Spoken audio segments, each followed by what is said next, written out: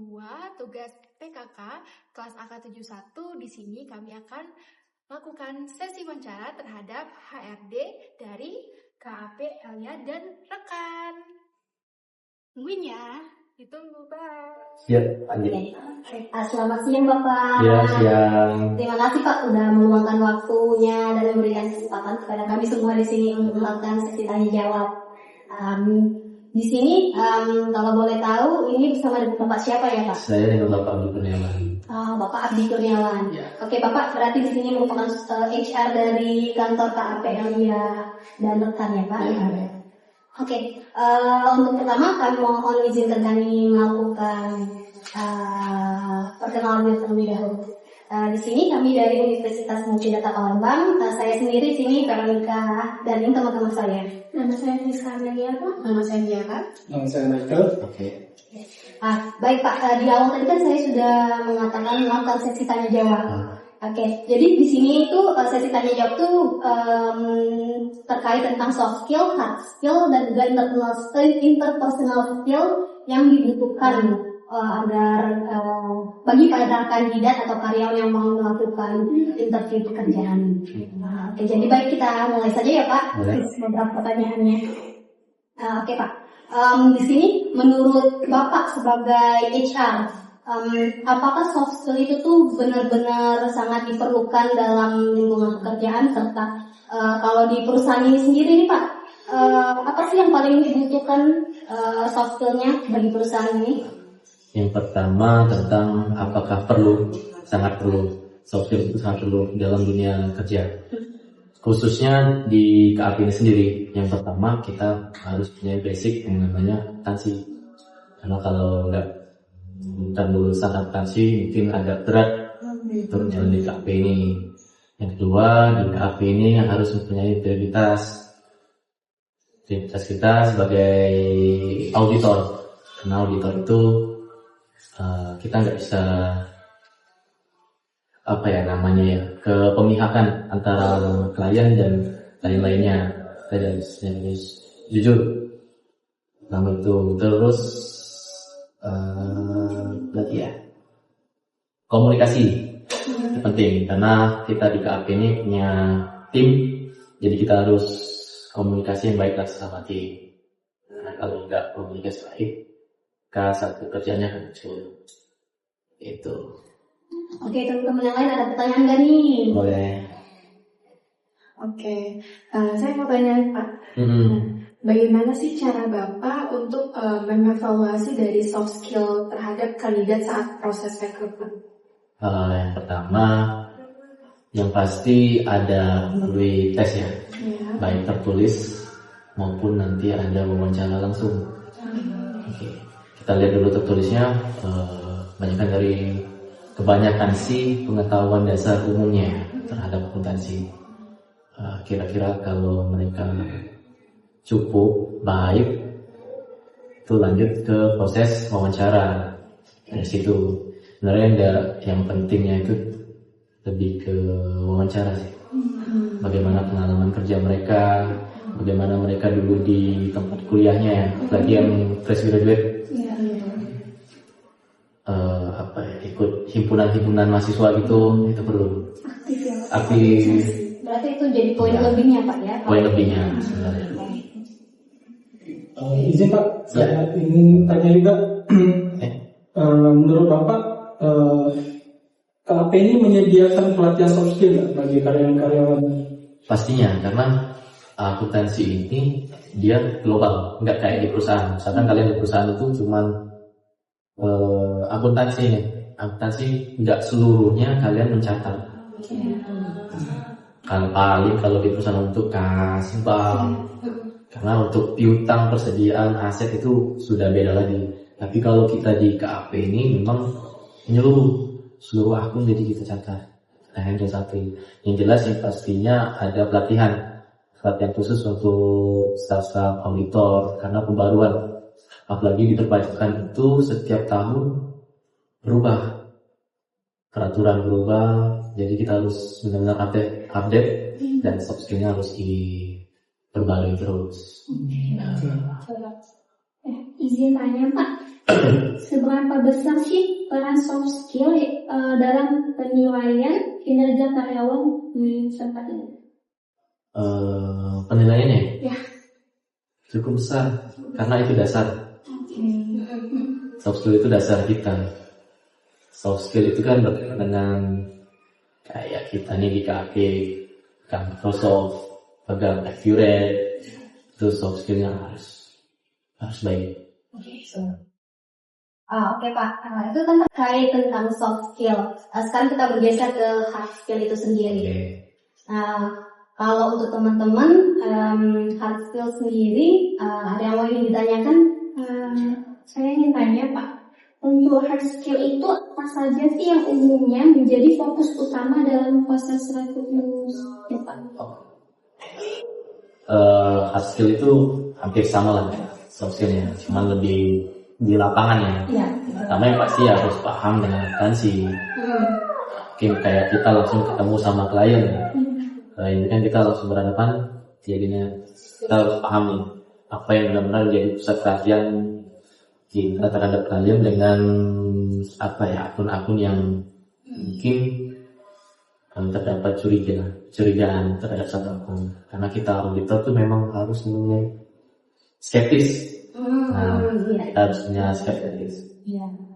Oke Pak, kalau misalkan nih Pak, bagaimana sih Bapak sebagai HR itu sendiri memastikan kalau hard skill yang dimiliki kandidat itu sesuai dengan kebutuhan perusahaan? Kan kata Bapak tadi di awal, kalau melakukan pada saat melakukan wawancara tuh diuji tes tertulis maupun ini.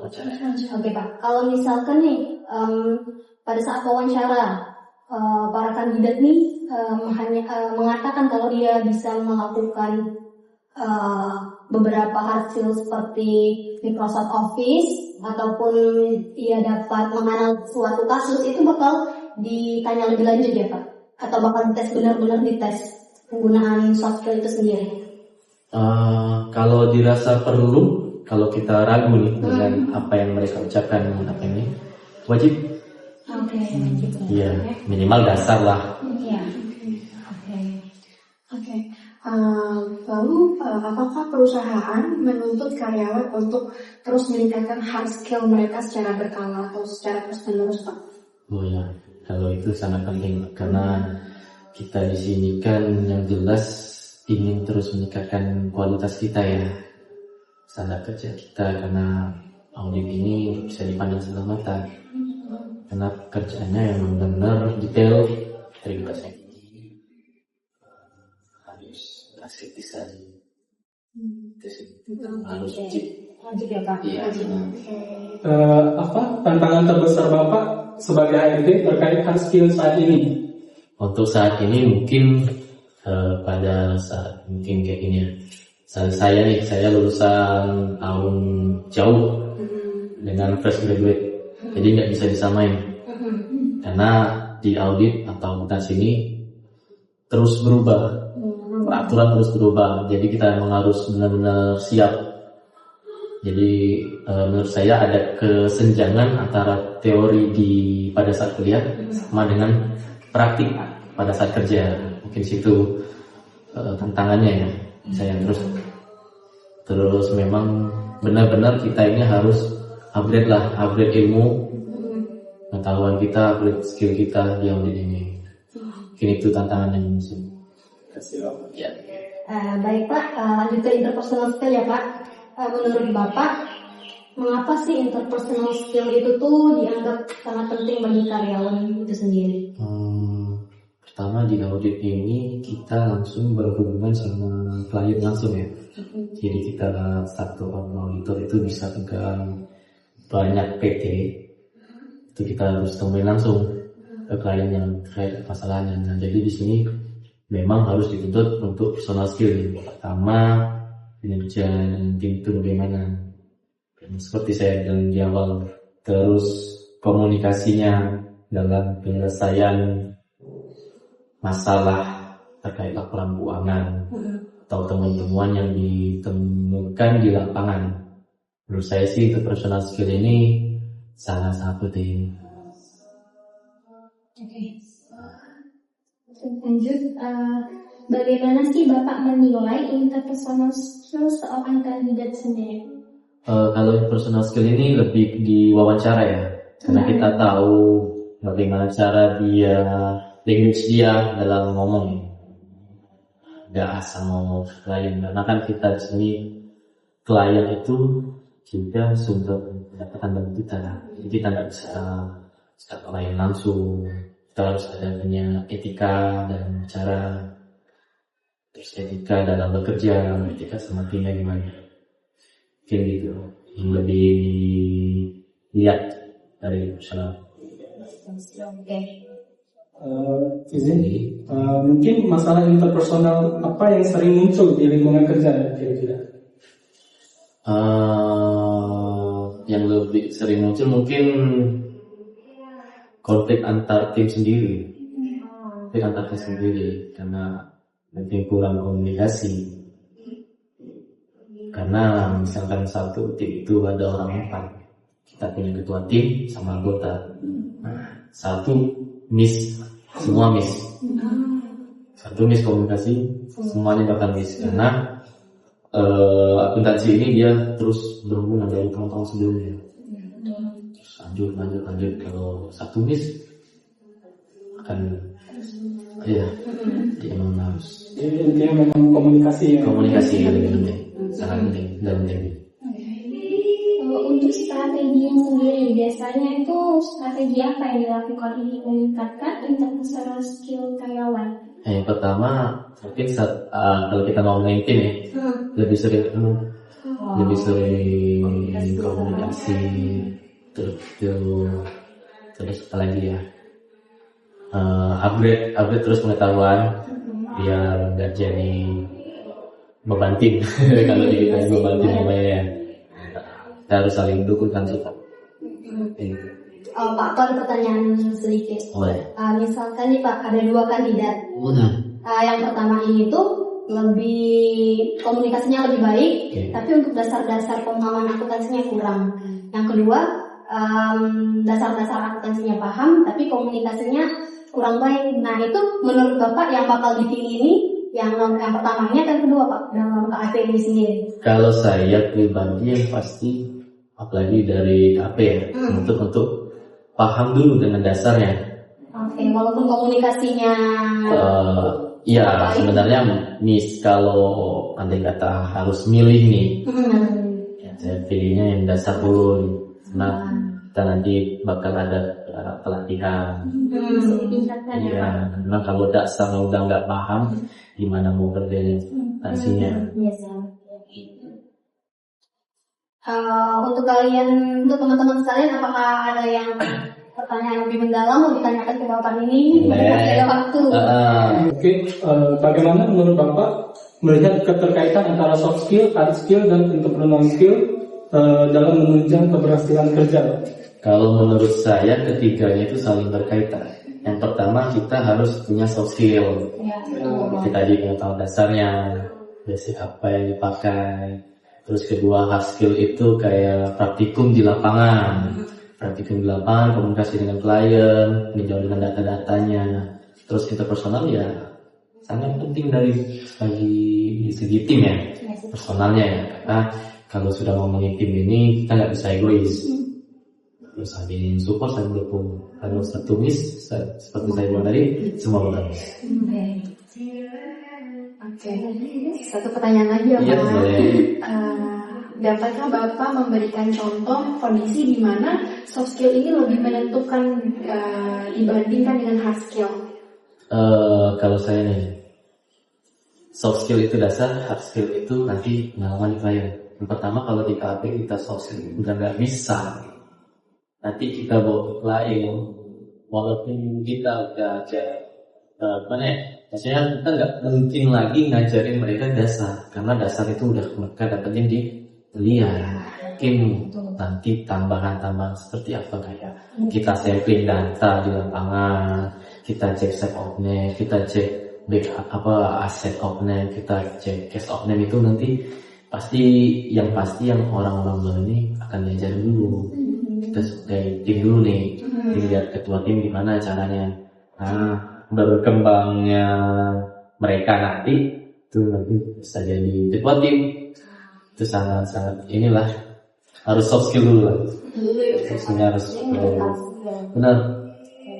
Bisa dari untuk hard skill sama itu sebenarnya nanti bisa ngikutin terus. Terima kasih Bapak. Terima kasih Pak sudah meluangkan waktu sore ini. Iya, terima kasih semuanya. Semoga ini juga pertanyaan-pertanyaan ini dapat memberikan bagi para mahasiswa seperti kami untuk pengembangan diri, Benar. untuk Memasuki dunia kerja. Mungkin nanti mau masuk ke kasih mungkin ya kan. Nah, jarang yang suka. Karena satu kalau mereka udah di satu perusahaan mungkin berat kalau mau di KP. Tapi kalau kita di KP ini kita lebih mengenal semua akun-akun apa yang nanti kita mau punya perusahaan sendiri. Iya. Itu kita udah paham. Di sini Pak, pekerjaannya tuh jam waktunya lebih fleksibel ya Pak. Kalau di KP sendiri dibandingkan perusahaan-perusahaan yang lain. Kalau kita di KP ini banyak di luar ya. Banyak di lapangan berarti ya Pak. Ketemu klien Harus. Oke. Kalau di kantor ini cuma kita udah beres kita dapat data-data baru kita olah di kantor. Itu berapa lama Pak untuk kan kalau dari kliennya kita mengolah terus untuk mengolah data itu sendiri untuk jadi hasil itu biasanya berapa lama? Kalau untuk menjadi hasil lama bisa 1 bulan. Tapi kalau pengumpulan data itu tergantung dari perusahaan masing-masing. Kalau perusahaannya cepat, kita juga bisa cepat. Kalau perusahaannya nanti, karena kan pada saat proses audit ini kayak di bulan Desember ini mereka juga harus closing. Iya betul. Ada kira reportnya. Pada saat kita kesana mungkin tidak bisa kita dapat langsung data. Kita harus memulai ini dulu sih. Oke, sekian dari hasil wawancara kami Pak. Terima kasih atas terima kasih atas kesempatan dan waktunya. Terima kasih Pak. Guys, sekian sesi wawancara kami terhadap HRD KAP Elsya dan rekan pada hari ini. Maaf jika kami ada salah kata. Terima kasih. Dadah. Come inside of my heart if you're looking for answers. Look at the stars go.